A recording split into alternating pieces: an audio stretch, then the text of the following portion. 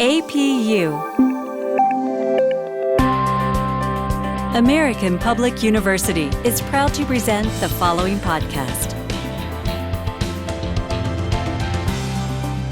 Welcome to the School of Arts and Humanities at American Public University System. My name is Dr. Bjorn Mercer, and today at the Everyday Scholar, we are talking to Dr. Jaclyn Fowler, Faculty Director and Acting Program Director over English, Literature, and Humanities at American Public University System. And today we're going to be talking about her experience in living in the Middle East, specifically the Gulf region. Welcome, Jackie. Hey. So I'll just jump into the first question. What did you learn about yourself from your experience in the Middle East? You know, I learned a lot about myself, but I wouldn't say I knew I was learning while I was first there. I'm a pretty confident academic and I love to write, and I thought I knew who I was until I was introduced to a culture that was so different than what I was used to, and to a language that I just couldn't crack for the longest time. And so I learned I wasn't as confident and as self-assured as I thought I was. But the cool part, Bjorn, was that I learned to accept what was different, and I eventually grew to love what was different and embraced it. And so I guess what I learned about myself most was that I'm flexible and adaptable and willing to learn, which I think is a good lesson for an educator to know about herself. Oh, for sure. Now, where did you live and where did you come from? So why did you go there? Yeah. So I went from northeastern Pennsylvania, where I had lived most of my life. I did a study abroad in the Soviet Union, if you can imagine.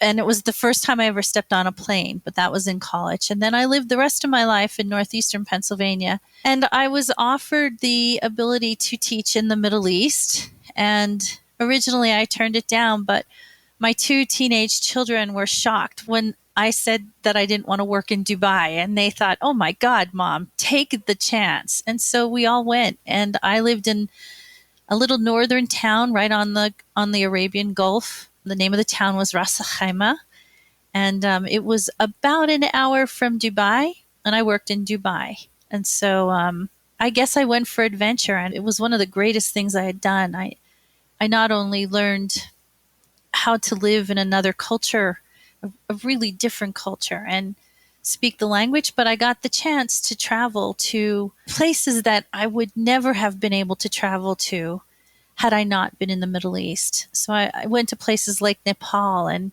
Oman, a little country in the Middle East, and I was in Tibet and China and all over East Africa and Northern Africa. So I made a really good choice, and I have to daily remind myself that I owe it to my children that I did make the choice and take the adventure on. That is wonderful. Our children should push us to experience new things to be better. You know, it's interesting. My son was a junior in high school when the opportunity came up. And so he would have finished his junior year and been a senior. And I said to him, well, listen, if we're going to go to the Middle East, you're going to have to do junior year again, so that you have at least 2 years in a high school in the Middle East. You can't apply to college without having at least 2 years in the school. And he agreed. So I thought, if he's willing to make that sacrifice, I'm willing to make the move. That's great. Now, for those who are listening who aren't as familiar with geography of the Middle East, where is Dubai in relation to Iraq? And what is their government like in comparison to what we're used to here in the U.S.? Yeah, so Dubai is the major economic powerhouse city in the country, the United Arab Emirates. And the UAE shares borders with Saudi and with Oman, the little country Oman.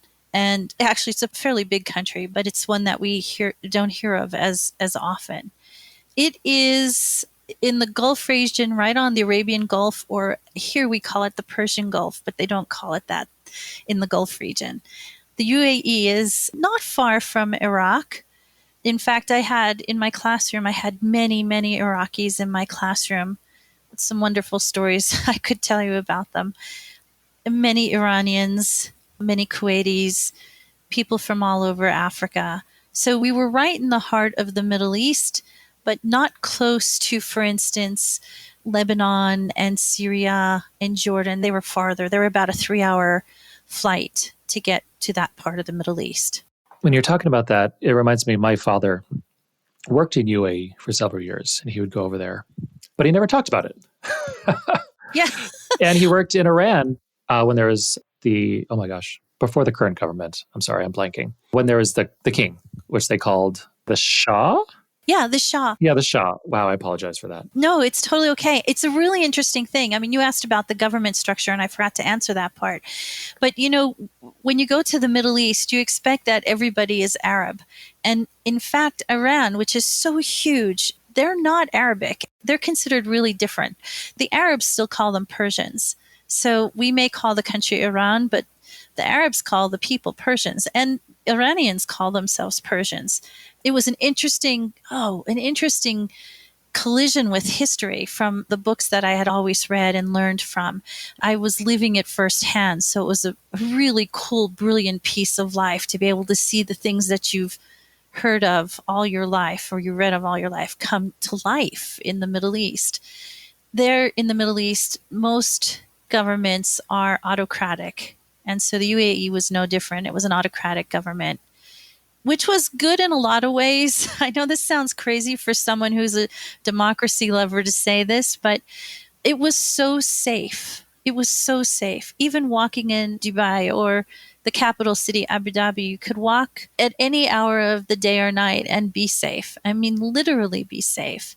I had one time bought a new iPhone and I left it on the counter at McDonald's in the morning and didn't realize I left it until maybe 6 hours later. And when I showed up back at McDonald's, it was in the same exact place I left it.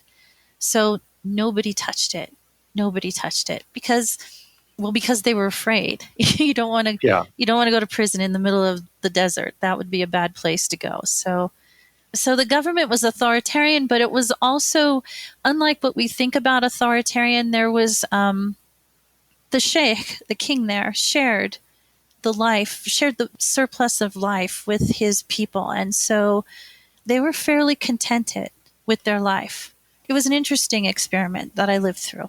I think one of the fascinating things about the Middle East, a large swath of area, which I think most Americans would call, is that we don't know that much. For as long as America, the United States, has been over there now for decades, we all probably know where Iraq is, where Iran is, where Saudi Arabia is, but do we know the differences between the people?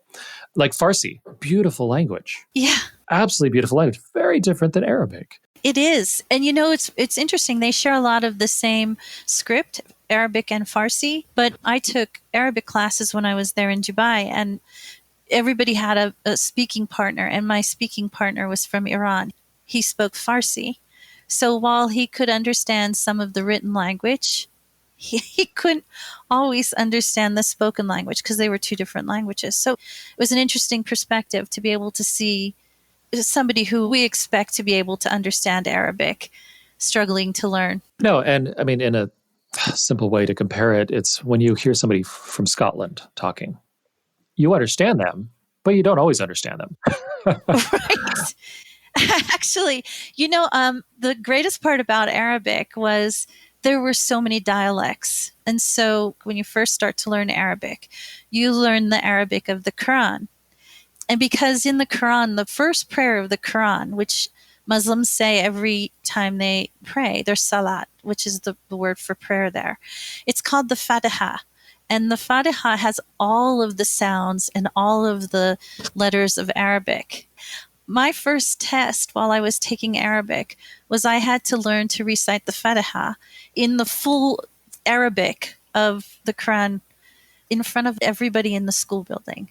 So there was this really cool, scary moment where this really white, unveiled American girl, non-Muslim, was standing in front of a whole auditorium of Arab men mostly and some women. And I had to do the prayer out in front of everyone. And my first step was I had to write the prayer, and then I had to turn around and literally pray it in the way that it was prayed there. And it was a pretty daunting moment. But I did all right. Everybody clapped, which meant that I passed the exam. That really makes me think. So as an American, with whatever problems we might have in this country, what was it like as a female in the UAE? And then what did women in UAE, what was their experience like for those who were from UAE in UAE, if that makes sense? It does. So, because Americans will be treated differently, I'm assuming, just kind of the reality of. We're treated differently. It takes a little while for Americans to be accepted. We tend to be really loud, which is not considered a good thing in the Middle East. We laugh very loudly, for instance, men and women. And in particular, women laughing very loudly is considered crude, maybe. We also don't cover. And so it takes a long time to break down the cultural wall around Arab Muslims in particular. But once you are accepted, and I was accepted, I'll tell you a quick story about it in a second. I was accepted fairly early. It took me about a year and a half to break in. And once I was, I was treated like a family member. And I know we can say that here in the US and mean, you're part of the family. But there, it's offered so infrequently that when you are offered family membership, it's for real. And the women in particular are very strong in the UAE. Not everyone, of course, but most women are very, very strong. They have strong, dominant personalities, and all of our stereotypes over here is because they wear a hijab or a covering that they must not be strong. But actually, when you talk to them about wearing a hijab, in the Gulf region in particular, it's kind of a national dress as well as a religious symbol.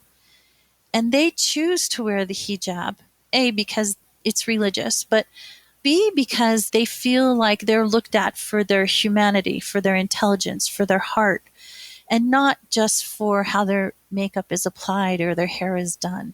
I'm really glad you brought that up because this leads into the next question. How did the experience change you as a person and as a professional?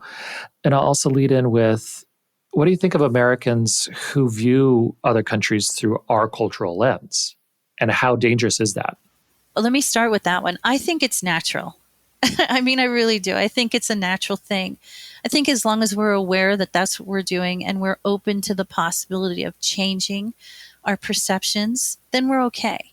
When I went over there, they had this image of Americans as people that they see in the movies. And they had all of these ideas about American women in particular. I kept trying to say to them, look, we don't live that action-packed kind of life over in the US.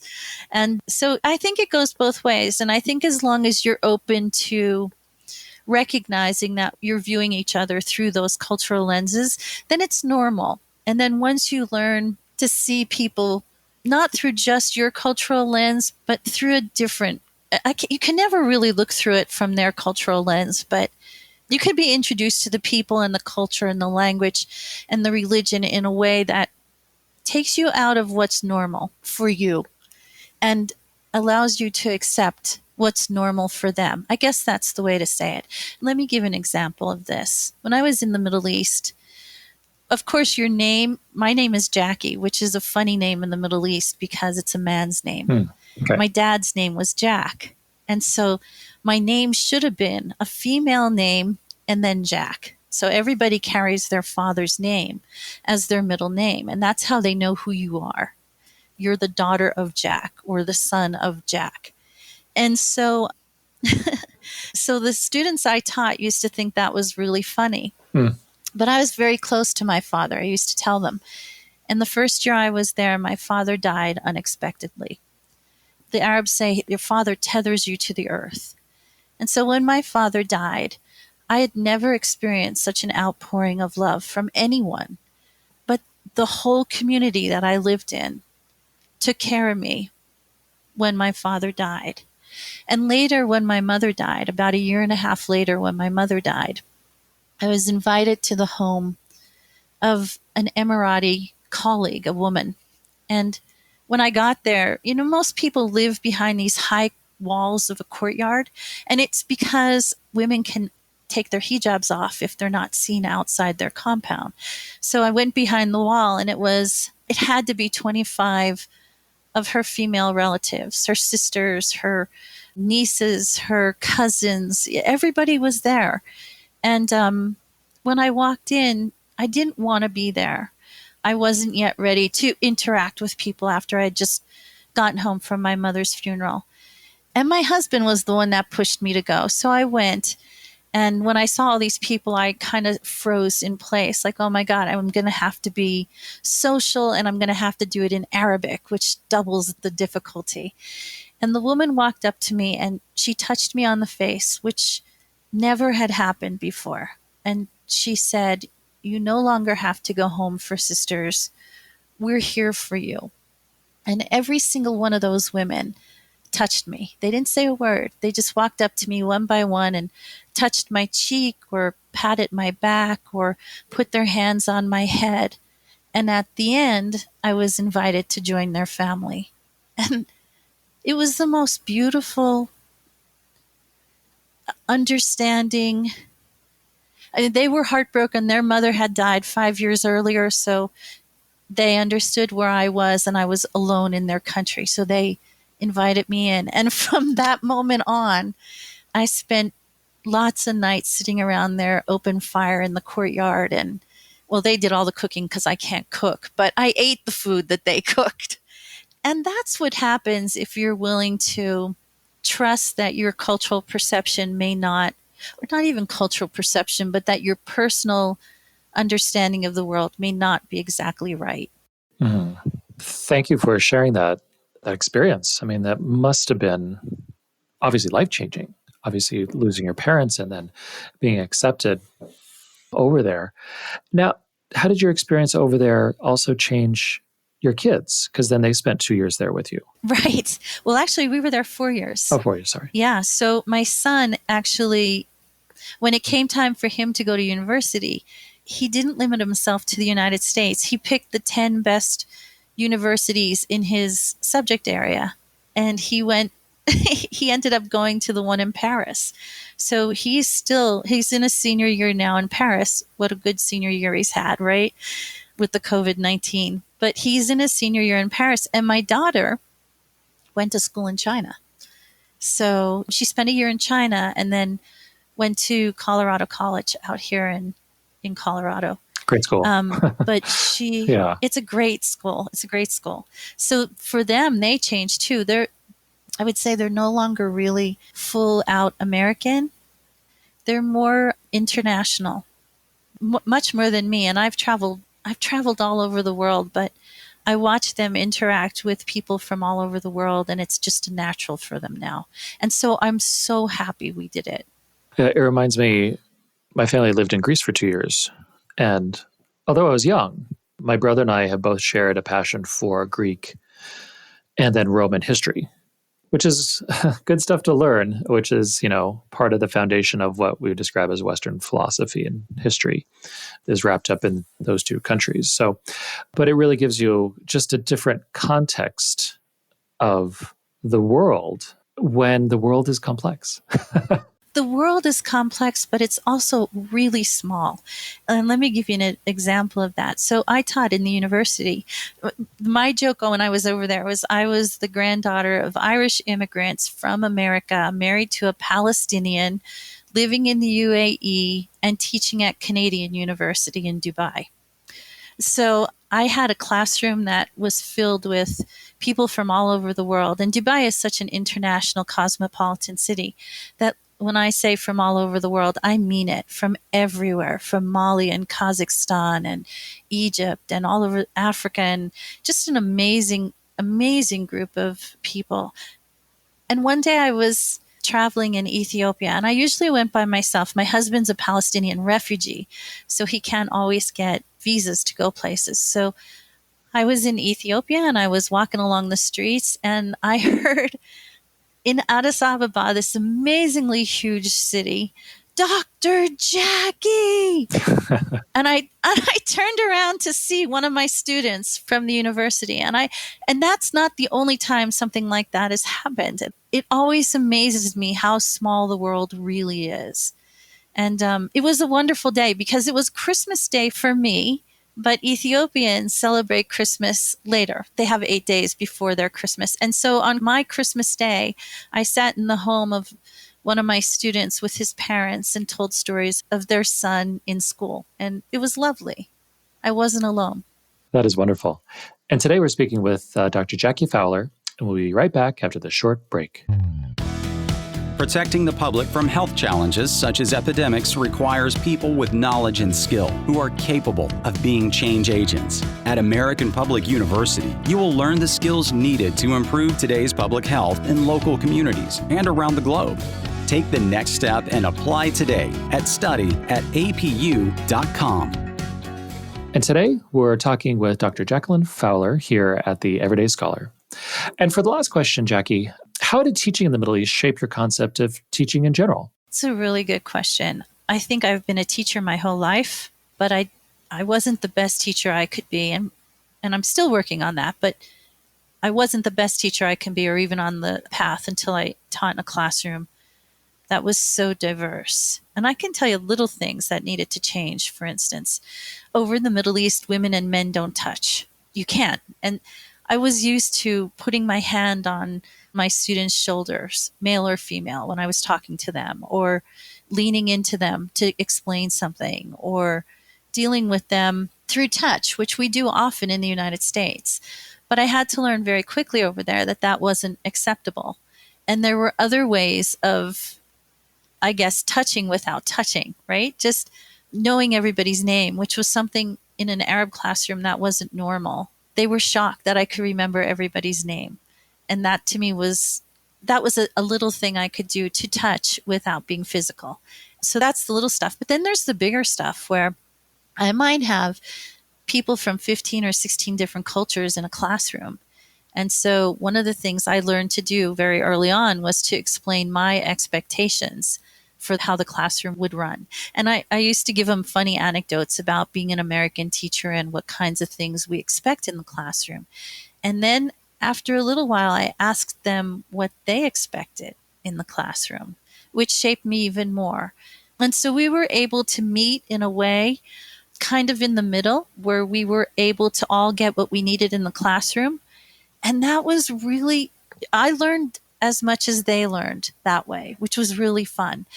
I had students who came from all different walks of life. And one of my favorites, he's someone I will never forget. His name was Emmanuel, and he was a child soldier in Africa. And he was taken so young. He was stolen from his parents, from his village, so young that he couldn't remember his parents' names or the names of his village. So he was liberated, but had nowhere to go.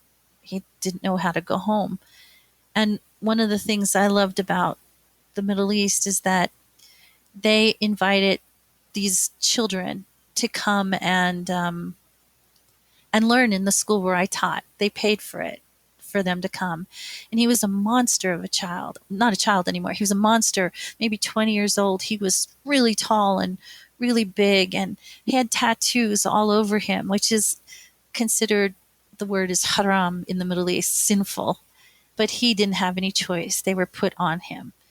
And after skipping my class, he'd sign up and then drop out and sign up and drop out. And finally he had to take it. There was no other way. He had to go through it.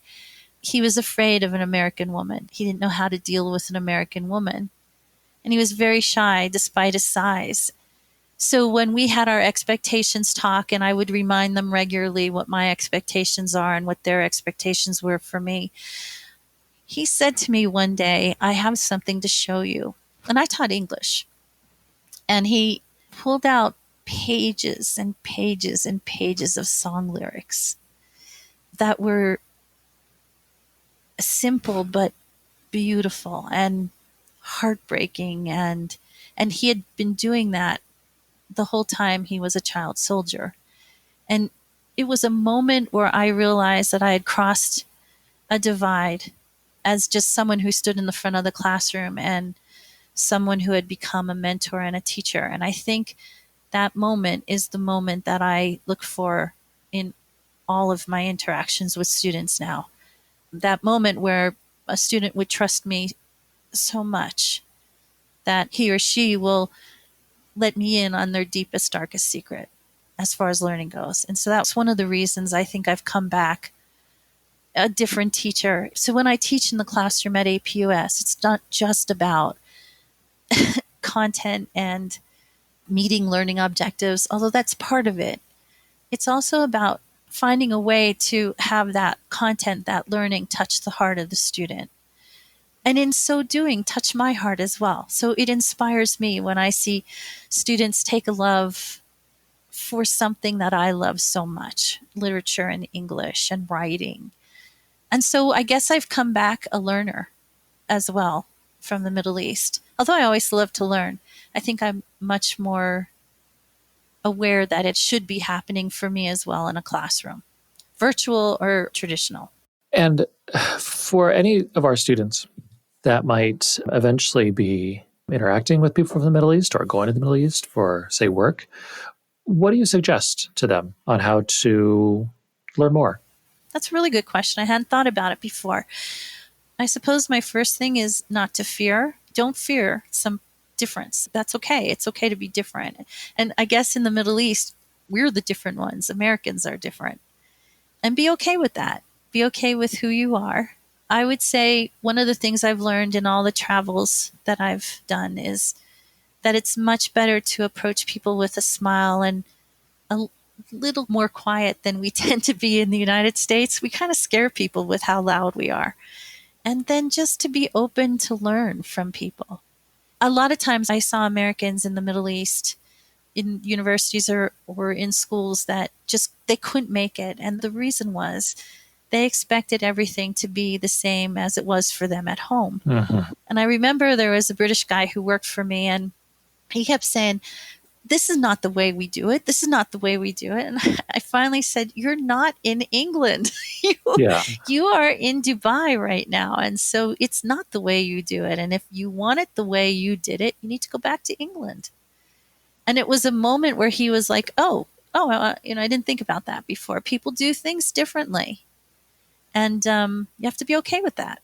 You have to adapt to their world. They don't need to adapt to you. Yeah, and I think that's a wonderful final thought is we have to adapt. Living in the US, we've got many blessings, many, experiences that are easy compared to other parts of the world. But at the same time, there's a lot we could share and a lot we could learn. And there's a lot which we could do to adapt to other peoples of the world. And this sounds idealistic, just to make it a better place. Bjorn, it's not idealistic. I think it's for real. I think it's the most realistic thing we could believe in. Being kind to someone and smiling, it changes the dynamic in any kind of relationship. I remember when I was in Zanzibar and the people, it was extreme dire poverty. And they were the happiest people that I had ever met. I mean, that's the area, Tanzania, where Zanzibar's in Tanzania. Tanzania is where they say Hakuna Matata. And they mean it. They mean it. And the smile and the kindness and the simple humanity that comes through in that kind of exchange is, I hope, the way I face the world now. I hope I learned that lesson. No, and I would love to talk to you for hours and talk about your experiences traveling. But, the world is connected. And I think for a lot of people in this country, because of COVID-19, we realize how connected it is and how traveling can spread something like COVID-19, but just in how, unlike the olden days, when I say olden days, I'd say like 100, 200 years ago, people could travel. And there's no better way to learn about people besides obviously learning about them. And I always say this, and it sounds cheesy, but sharing a meal. Yes. And listening to their music. Yes, I agree. If you can do those two things, you'll understand someone. And I'm probably idealistic, but 99% of conflicts can be resolved if people just talk. I agree. One of the things I loved about the Middle East is they have this really cool way of looking at the world. There's a bit of fatalism in the Middle East, like, well, if this is the way it is, this is the way it is. But going along with it, they recognize a difference between the government and the people. And I think that's an important thing to remember is that we are so much more alike than different. Mm-hmm. The story I told about the women who accepted me into their family, they understood the heartbreak I had from losing my parents. And they understood how a daughter feels when she loses her mother. And that bound us together. We became sisters because we understood the pain that each other felt. And I think it's not cheesy. It's not idealistic. I think it's real. It's realistic. It's if we could recognize the essential humanity in each of us, like all of the stupidity that goes around what happens between countries would just be gone. It would just be gone. Anyway, that's what I hope for the world. No, and thank you. And thank you for sharing about your experiences about living in the Middle East, specifically in the Gulf region. Thank you, Jackie. Thank you. And today at the Everyday Scholar, we are talking to Dr. Jaclyn Fowler about her experiences living in the Middle East and specifically the Gulf region. For more information about our university, visit us at study@apu.com. APU, American Public University.